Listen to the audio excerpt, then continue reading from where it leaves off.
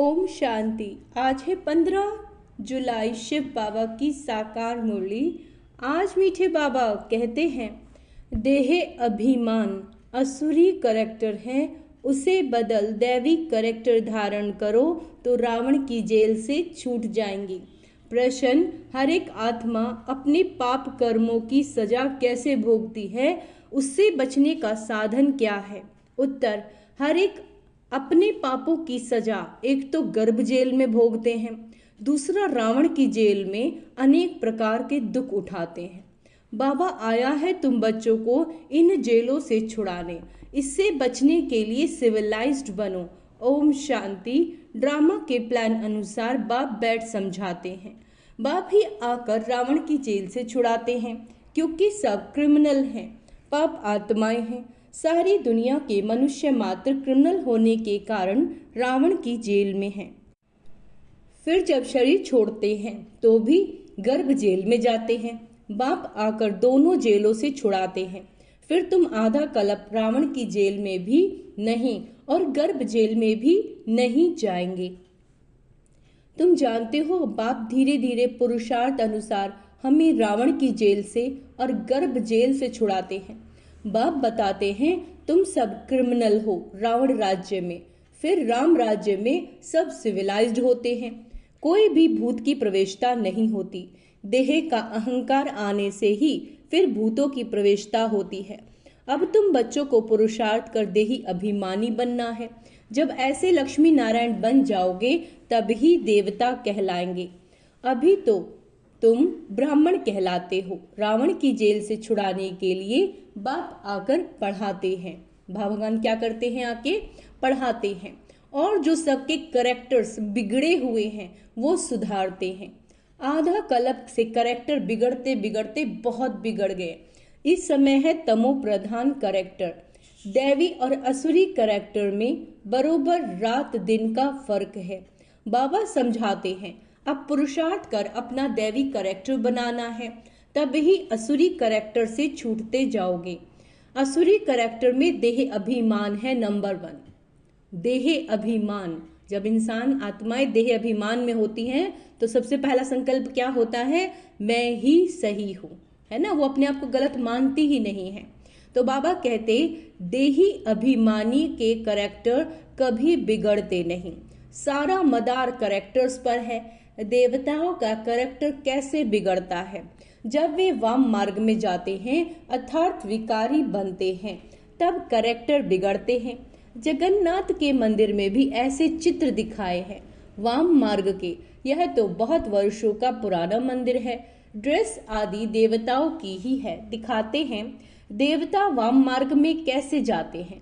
पहली पहली क्रिमिनल दृष्टि है ना। यह काम चिता पर चढ़ते हैं, फिर रंग बदलते बदलते बिल्कुल काले हो जाते हैं। पहले पहले गोल्डन एज में है। बाबा कहते संपूर्ण गोरे हैं, फिर 2 कला कम हो जाती है। त्रेता को स्वर्ग नहीं कहेंगे, वो है सेमी स्वर्ग। बाप ने समझाया, रावण के आने से ही तुम्हारे ऊपर कट चढ़ना शुरू हुई। पूरे क्रिमिनल अंत में बनते हैं। अभी 100% क्रिमिनल कहेंगे। 100% वॉइसलेस थे, फिर 100% विशिष्ट बने। अब बाप कहते हैं सुधरते जाओ। क्या कहते हैं भगवान? सुधरते जाओ। यह रावण का जेल बहुत बड़ा है, सबको क्रिमिनल ही कहेंगे। क्यों? क्योंकि रावण के राज्य में है ना। राम राज्य और रावण राज्य का तो उनको पता ही नहीं। अभी तुम पुरुषार्थ कर रहे हो राम राज्य में जाने के लिए। संपूर्ण तो कोई बना नहीं, कोई फर्स्ट, कोई सेकंड, कोई थर्ड में है। अब बाप पढ़ाते हैं, दैवी गुण धारण कराते हैं। देह अभिमान तो सब में है। क्या कह रहे हैं बाबा?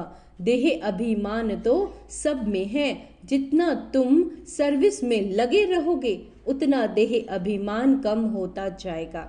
सर्विस करने से ही देह अभिमान कम होगा। देही अभिमानी बड़ी बड़ी सर्विस करेंगे। बाबा देही अभिमानी है तो कितनी अच्छी सर्विस करते हैं। सभी को क्रिमिनल रावण की जेल से छुड़ाए सदगति प्राप्त करा देते हैं। वहां फिर दोनों जेल नहीं होंगी, यहाँ डबल जेल है। सतयुग में ना कोर्ट है, ना पाप आत्माएं हैं, ना तो रावण की जेल ही है।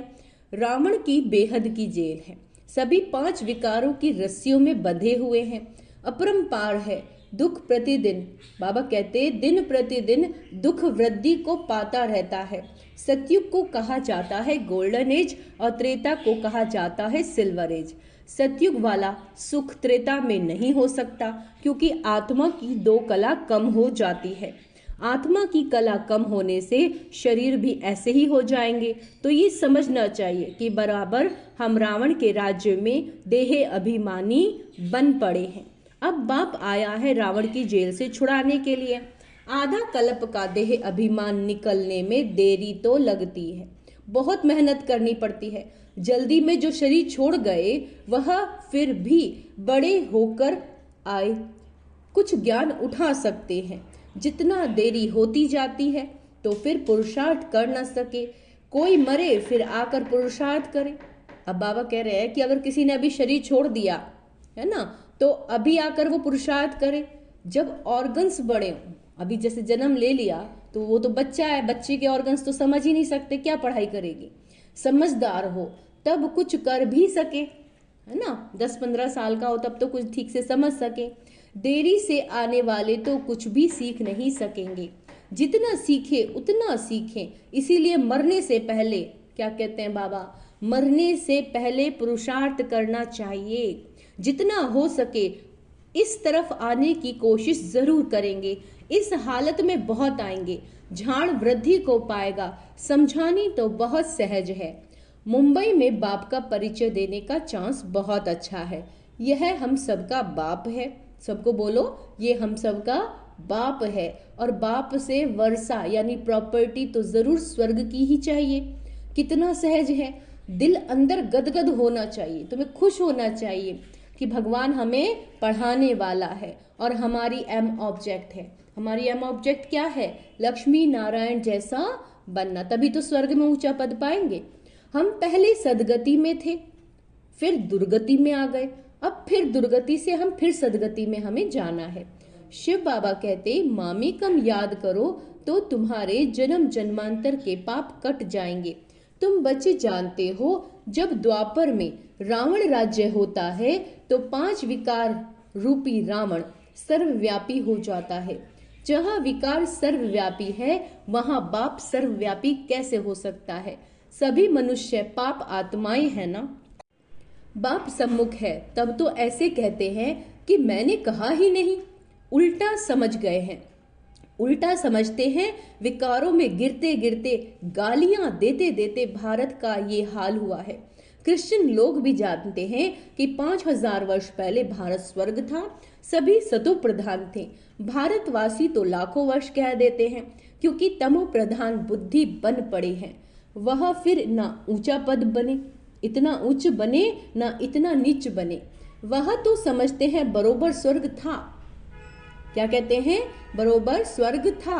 बाप कहते हैं यह ठीक कहते हैं। 5000 वर्ष पहले भी मैं तुम बच्चों को रावण की जेल से छुड़ाने आया था, अब फिर छुड़ाने आया हूँ। आधा कल्प है राम राज्य, आधा कल्प है रावण राज्य। बच्चों को चांस मिलता है तो समझना चाहिए। बाबा भी तुम बच्चों को समझाते हैं। बच्चे ऐसे ऐसे समझाओ, इतने अपरंपार दुख क्यों हुए हैं? बाबा क्या कहते हैं? बच्चों से पूछो इतने अपरंपार दुख क्यों हुए हैं?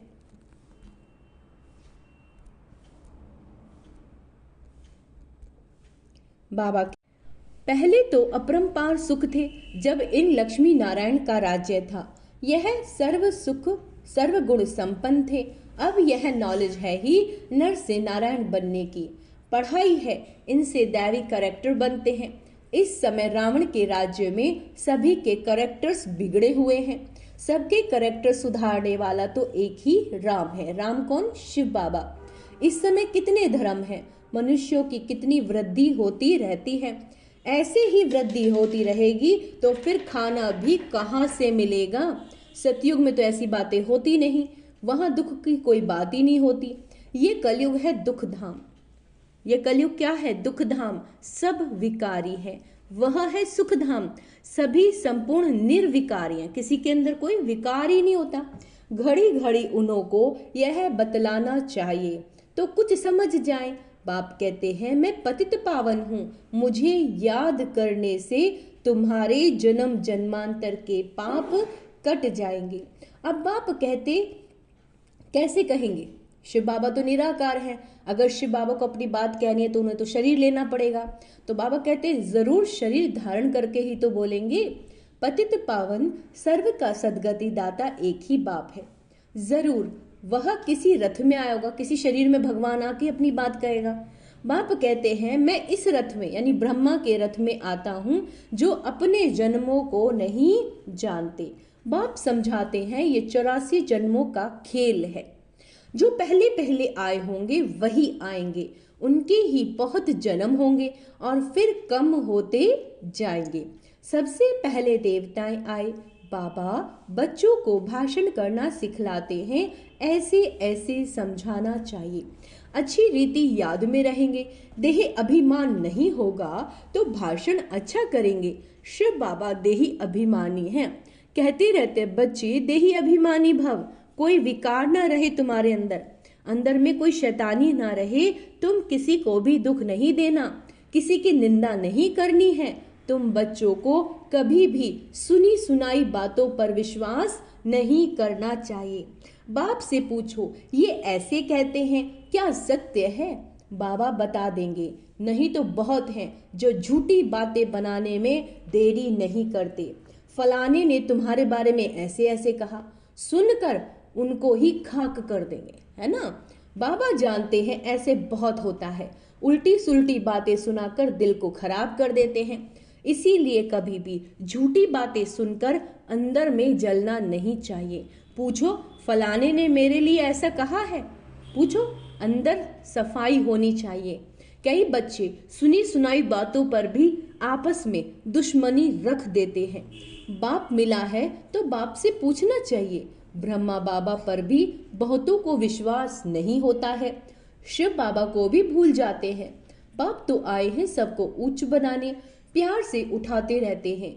ईश्वरीय मत लेनी चाहिए, निश्चय ही नहीं होगा तो पूछेंगे ही नहीं तो रिस्पॉन्ड भी नहीं मिलेगा। बाप जो समझाते हैं उसको धारण करना चाहिए। तुम बच्चे श्रीमत पर विश्व में शांति स्थापन करने के निमित्त बने हो। एक बाप के सिवाय और कोई की मत ऊंचे ते उच्च हो नहीं सकती। ऊंचे ते उच्च मत है ही भगवान की, जिसमें मर्तबा भी कितना ऊंचा मिलता है। बाप कहते हैं अपना कल्याण कर उच्च पद पाओ, महारथी बनोगे, पढ़ोगे नहीं तो क्या पद पाओगे। यह है कल्प कल्पांतर की बात। सतयुग में दास दासियां भी नंबरवार होते हैं। बाप तो आए हैं उच्च बनाने, परंतु पढ़ते ही नहीं तो क्या पद पाएंगे।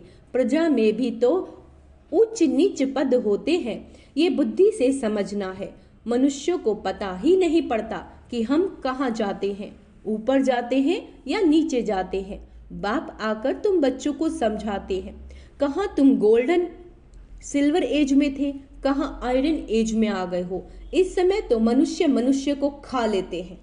देखो कितनी बड़ी बात बाबा ने बोल दिया है कि इस समय तो मनुष्य को खा लेते हैं। अब ये सभी बातें जब समझें तब कहें कि ज्ञान किसको कहा जाता है।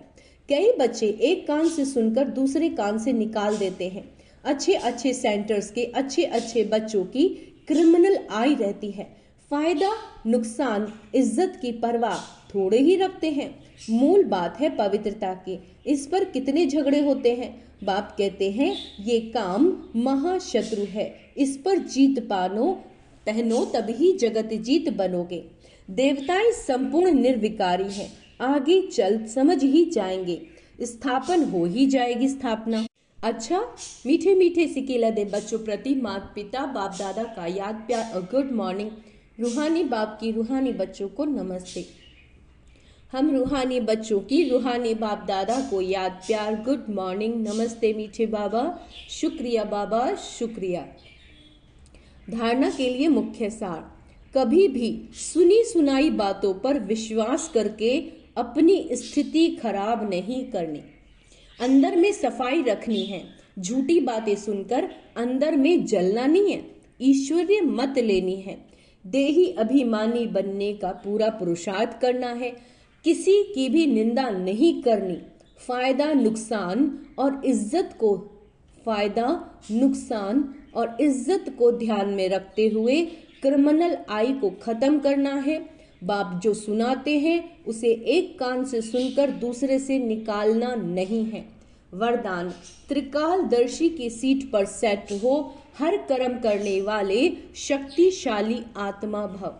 जो बच्चे त्रिकालदर्शी की सीट पर सेट होकर हर समय हर कर्म करते हैं, वो जानते हैं कि बातें तो अनेक आनी हैं, होनी हैं, चाहे स्वयं के द्वारा आएंगी, चाहे औरों के द्वारा, चाहे माया के द्वारा या प्रकृति द्वारा। सब प्रकार से परिस्थितियां तो आएंगी, आनी ही है, लेकिन स्व स्थिति शक्तिशाली है तो पर स्थिति उसके आगे कुछ भी नहीं। सिर्फ हर कर्म करने से पहले उसके आदि मध्य अंत तीनों कालों को चेक करके समझ करके फिर कुछ भी करो तो शक्तिशाली बन परिस्थितियों को पार कर लेंगे। स्लोगन, सर्वशक्ति व ज्ञान संपन्न बनना ही संगम युग की प्रारब्ध है। अच्छा, ओम शांति। तो आज का समान अभ्यास करेंगे। मैं त्रिकालदर्शी आत्मा हूँ, मैं मास्टर सर्वशक्तिवान आत्मा हूँ।